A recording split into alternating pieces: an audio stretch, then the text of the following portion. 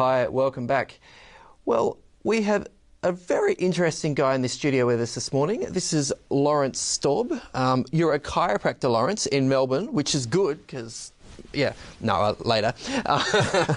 But tell me, what's a chiropractor from Melbourne doing in the Solomon Islands? Because you've been visiting there quite a lot.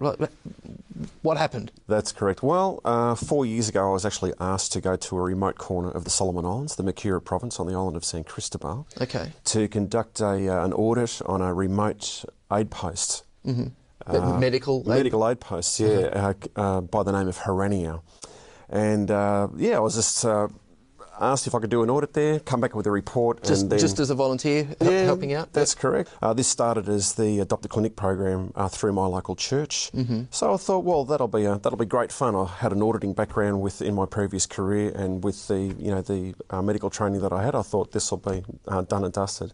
Mm-hmm. And I said, look, I can offer some chiropractic care while I'm over there, and they said that'd be fantastic. There'll be about 100 people there with neck and back pain. And I thought, well, that'll be a good way to fill the time. And luckily, I had a colleague come with me, and in the 5 days that we were there, we had 1,300 people converge on the aid post, 1,100 of which received chiropractic care. And everyone doing what I just did. Oh, it's just here a little bit lower. When I do this goes down my arm. That's right. And look, it was unbelievable. Look, we were exposed to the culture there for the first time, and it was just so rewarding to connect with people and to also see what their needs and challenges were, and particularly the skin disease that they have over there, which they call buckwheat, which is a form of tinea that can cover their whole body, and is very socially isolating, particularly for young children.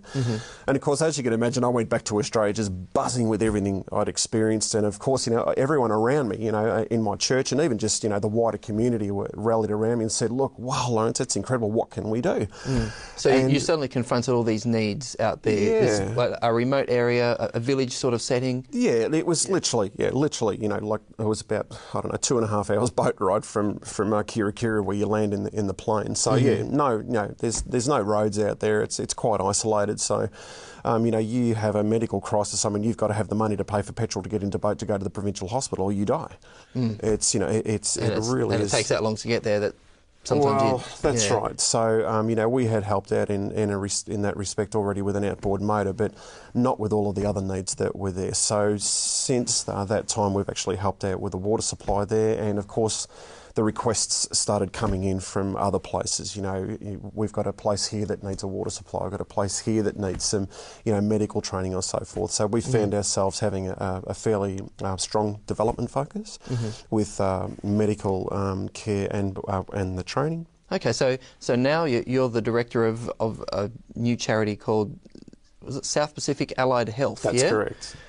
And I mean, I guess you didn't foresee that happening. Is you go for a trip and end up with your own charity? At all. Look, I had to do this because people wanting to give, and I thought, look, I've actually got to keep this. Above board, of course. So you've got to be accountable for that. That's right. We've got to be accountable. So we're, a registered charity, not-for-profit charity, and people are given in all sorts of ways. Not just with money. People are given equipment. People have also have given of their time. Not just over there, but also here in Australia. And look, it's taken off, like wildfire now. We're across social media, and people are getting more and more involved. We're getting more organisations that are taking notice and wanting to support us. Wow. So having something like that set up has been very inclusive, not just for church people, but also for people who aren't connected with church, because it's a way of them, connecting with this whole program without having to, directly having to confront a church, I suppose, because not everybody's, comfortable with that. But no one has a problem with connecting with SPAH, and nobody, has a problem with the fact that SPAH's connected with the church. But you've also involved people who don't have any particular faith at all, who are actually travelling out there to help out. What's the impact on them? Well, Kent, they've just been as ingratiated as what we have. The whole experience is so rewarding. Look, people have had no connection with Christianity or the church whatsoever come over, and they've said, Lawrence, it's the best thing we've done in our entire lives, and they keep coming back. The power of giving, eh? It's just been superb. Wow, that's incredible. So right now, what would you see as being the big needs in that region of Solomon Islands where you're working? I would say one of the most critical needs over there is fresh, clean water. If you've got water, you've got currency for life. Okay, and does this relate to the fungal skin disease Relates you were to the talking skin about? disease, relates to, to diarrhea, it relates to cholera, it relates to, to all sorts of, communicable, and infectious diseases over there. If you've got water, you've got a way of saving lives over there. It's a very that powerful, simple. It's that simple, Ken.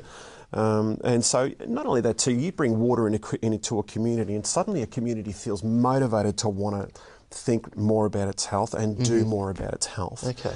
And so we find, we go in and install a water source in a particular area, and guess what? They will then say, well, we want to start now putting in sanitation, because they've got a way of actually manually flushing a toilet.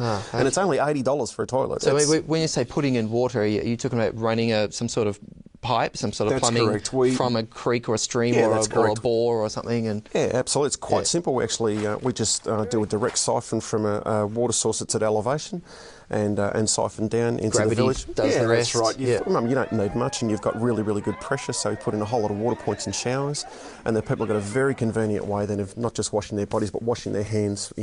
After they've just touched someone with a communicable disease, for instance, and just ways of of just washing their pots and pans and utensils and whatever else they need to keep clean, like clothing.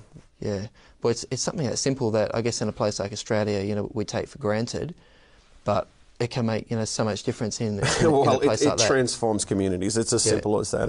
When I spoke to UNICEF when I was over there one time, they said, Lawrence, if there is one thing you need to get in a community above all else, they said it's water, and I really believe that from what I've seen. Now, Lawrence, you said earlier that you do attend a church in Melbourne. You are a man of faith. How's this experience and what you've been involved in impacted you personally in terms of your spirituality? It's changed every aspect of my Christian life, Kent. I mean, when you become a Christian, you're so excited about that. And when I started to do the short-term mission work in the Solomon Islands, it's totally transformed my Christian life. It's changed my entire approach to, the way I see God, to the way I see people, and to the way that I relate to people both in and out of the church. Wow. In what sense? Like how's it changed? Well, I think it's just seeing how powerfully God will move in people's lives. That when you step forward and start to affect people's lives in this way, God actually steps forward with you in ways that I never anticipated in terms of what's been given to the project, in the way people have come forward, in the relationships that I've ratified with people that I didn't think was actually possible. So yeah, I've seen God work in every aspect of this particular project. Wow. Hey, thanks so much for being here, Lawrence. Delighted. I really appreciate it. If people do want to, check out what you're doing, do you have a website? Yeah, we have a website, and we've got the links to the Facebook page and the YouTube channel, and also to Instagram. Okay, well there you go. Well, the website details are right there on your screen. Thanks so much for your time and for your story. Really appreciate it. Thank you very much, Ken. We'll be back straight after the break.